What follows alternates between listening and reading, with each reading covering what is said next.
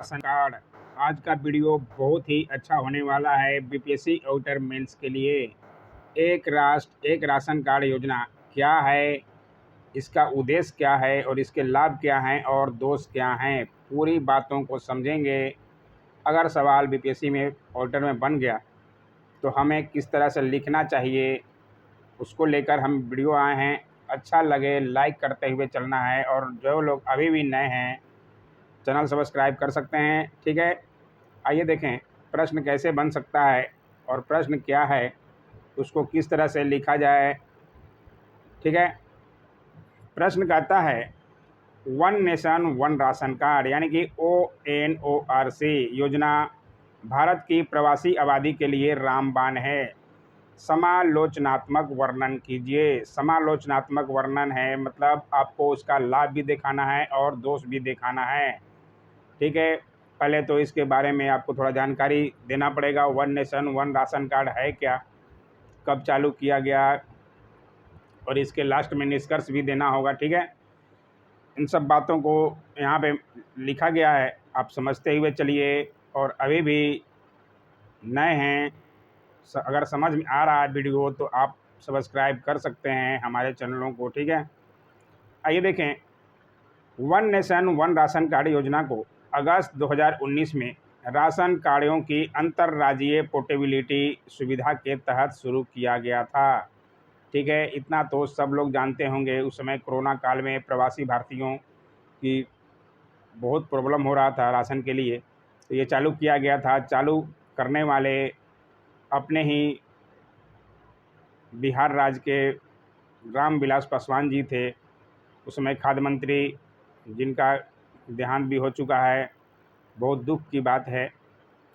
खैर आगे देखते हैं। इस योजना के तहत प्रवासी राष्ट्रीय खाद्य सुरक्षा अधिनियम, यानी कि इंग्लिश में भी लिखा गया है, उसको भी आप लिख सकते हैं उसको ब्रैकेट में। ठीक है, 2013 के लाभार्थी देश में कहीं भी अपनी पसंद के किसी भी उचित मूल्य की दुकान से अपने हिस्से के खाद्यान्न कोटि की खरीद कर सकते हैं। ठीक है, उम्मीद है सबको समझ में आ रहा होगा। और कुछ नए पॉइंट भी इसमें हमने लिखने की कोशिश किया है, क्योंकि नया भी आपको लिखना पड़ेगा कोई भी प्रश्न में कि अभी वर्तमान में क्या स्थिति चल रहा है। ठीक है, केंद्रीय उपभोक्ता मामले, खाद्य और सार्वजनिक वितरण मंत्री पीयूष गोयल द्वारा यह जानकारी प्रदान की गई है कि देश के 77 करोड़ लोगों को one nation one ration card योजना के अंतर्गत कवर किया जा चुका है। ठीक है, जिसके माध्यम से देश के नागरिक कहीं से भी अपने हिस्से का अनाज खरीद सकते हैं। इस बात की जानकारी 16 मार्च 2022 को प्रदान की गई, यानी कि अभी सबसे ताज़ा जानकारी के अनुसार ये बताया जा रहा है, तो आपको भी दिखाना होगा एग्ज़ाम में। ठीक है, इस योजना को प्रवासी श्रमिकों को राशन प्राप्त करने में आने वाली समस्याओं को ध्यान में रखते हुए किया गया था।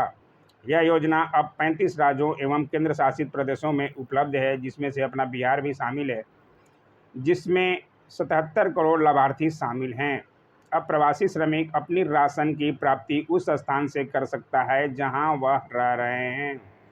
ठीक है, तो बहुत अच्छी तरह से लिखने का कोशिश किया गया है, आप इससे भी अच्छा लिखिए और एग्ज़ाम में सफल होइए। इस योजना के तहत पात्र व्यक्ति द्वारा आधार कार्ड द्वारा प्रमाणित अपने मौजूदा राशन कार्ड का उपयोग करके किया जा सकता है। देखे होंगे राशन कार्ड के दुकानों पर भी आजकल फिंगरप्रिंट मांगा जाता है, क्योंकि आधार से लिंक करना बहुत ज़रूरी हो गया है सब चीज़ों को, तो आधार से लिंक रहेगा। ठीक है, उसके उद्देश्य क्या हैं इस कार्ड के, एक देश एक राशन कार्ड योजना का उद्देश्य लाभ लगभग एक जैसा ही है। तो उद्देश्य क्या है पहले हमने लिखने का कोशिश किया है समझाने का। आप उद्देश्य को समझिए। उद्देश्य अगर पूछे एग्जाम में तो उद्देश्य के बारे में बताना है, लाभ हानि समालोचनात्मक करना है, यानी कि लाभ और हानि उसका दोष दिखाना है। ठीक है, तो ये भी समझ लीजिए।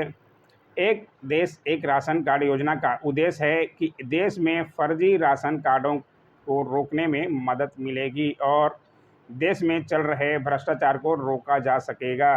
ठीक है, इस योजना के लागू होने के बाद यदि कोई व्यक्ति एक स्थान से दूसरे स्थान पर जाता है तो उसे राशन लेने में कोई परेशानी नहीं होगी। उम्मीद है सबको समझ में आ रहा होगा। समझ आ रहा है लाइक ज़रूर कीजिए दोस्तों। बगल में ही नीचे ही अंगूठे का निशान बना होगा। ठीक है, इस एक राष्ट्र एक राशन कार्ड स्कीम का फ़ायदा प्रवासी मजदूरों को अधिक होगा। इन लोगों को पूरी खाद्य सुरक्षा मिलेगी। और आगे है उद्देश्य में, केंद्र सरकार इस योजना को समय रहते ही पूरे देश के विभिन्न राज्यों में आरंभ करना चाहती है, जिससे अधिक से अधिक लोग इस योजना का लाभ उठा सकें। ठीक है, उसके बाद हमने लाभ को लिखा है, समालोचनात्मक परीक्षण करना है, मतलब लाभ भी दिखाना है और आपके दोष भी दिखाना है। One nation one ration card योजना के लाभ क्या क्या हैं? पारदर्शिता, यानी कि ये क्या है, इस योजना के माध्यम से खदानों के वितरण में अधिक पारदर्शिता एवं दक्षता को बढ़ावा मिलेगा।